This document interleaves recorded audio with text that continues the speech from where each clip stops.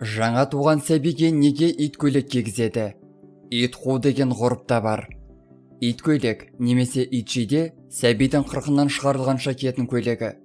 Бұл қазақтың ежелден келе жатқан салты. Сәбидің денесіне батпау үшін тігісі сыртына қаратылып, жүрмелеп, іліп қана тігіледі. Кейде оны көп өмір сүрген ата-әжелердің киімінің қалдығынан да тіккен. Әрине, бұл өмірге келген сәбидің сол кісілердің жолын беріп, ұзақ өмір сүрсін деген ниеттен туындағаны. Етегін, шеттерін бүкпей, кең мол, үлкен етіп тігуі нәрестенің жақсы өсіп, жасының ұзақ болуын тілеуінен туындаған. Ит көйлекті баланың кіндік шешесі тігеді. Бұл киімнің шығу тарихы туралы ел арасында мынадай аңыз бар. Алла тағала адамның мүсінін жасағанда, оның кіндігінен алынған бір шөкім балшықтан итті жаратады. Иттің үнемі адамнан айырылмай, қайда барса да, иесінің мал-мүлкін қорып, адамға серік болып жүретін себебі осы екен. Кіндік балшығынан жаралған соң, алғашында оның терісі түксіз, жалаңаш болыпты. Адам ата жаралған соң оны 40 күн, 40 түн ит күзетіпті. Ібліс адамға жақын келіп, Алла сені несіне жаратқан, түрін құрсын деп, адамның бетіне түкіріп жібереді. Сол сәтте ит адамды қорғап, Ібліске тап береді. Ібліс итке ашуланып, қақарын төгеді. Іблістің қақары асып түсіп, ит тоңып өледі. Алла тағала иттің ерлігіне риза болып, оны қайта тірілтіп, денесін жүні қалың термен қаптайды. Адамның шаңырағынан мекен береді.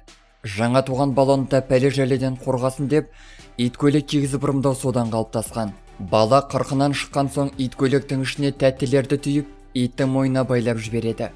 Балалар итті қуып жүріп түйілген тәттіні бөліп алып, оны иесіне қайта тапсырады. Бұл ғұрып ит қуу деп аталады. Мұның мәні сәбидің пәле жаласын 40 жаны бар ит өзімен бірге алып кетеді деп сенген. Балаға иттің жүйрік, алғыр қасиеттері дариды. Сәби күшікке бауырын тез көтеріп, жаны берік, ит жанды болады деп ырымдаған. Қазақта ит жанды деген сөз адамның төзімділігі мен мықтылығына қатысты айтылады.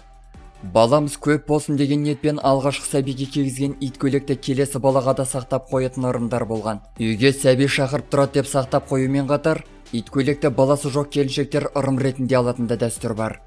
Ертеде дауға, сапарға шыққан адамдар, жауға шапқан батырлар баланың ит көйлегін сақтап, өзімен бірге алып жүрсе, пәле жаладан сақтап, баланың періштесі қағып, аман-есен сапардан алып келеді деп сенген екен. Ит көйлек атының шығуы оның иттің мойнына байланғанында емес, халық итті 7 қазынаның бір деп бағалауында жатыр екен. Иттің де адамға жасаған жақсылығы көп. Иесіне адал жануардың достыққа адалдығы, төзімділігі, сатқындыққа бармайтын секілді жақсы қасиеттері жұқсын деп ит көйлек аталса керек. Қазіргі таңда ешкім арнайы өз қолымен ит көйлек тікпейді. Қариялардың тебері көйлегінен де арнайы тікпейді. Барлығы дайын күйде сатылып жатқандықтан, сатып алғанды қолайлы көретін шығар. Дегенмен, ит көйлектің артықшылықтарын ескере жүрген абзал.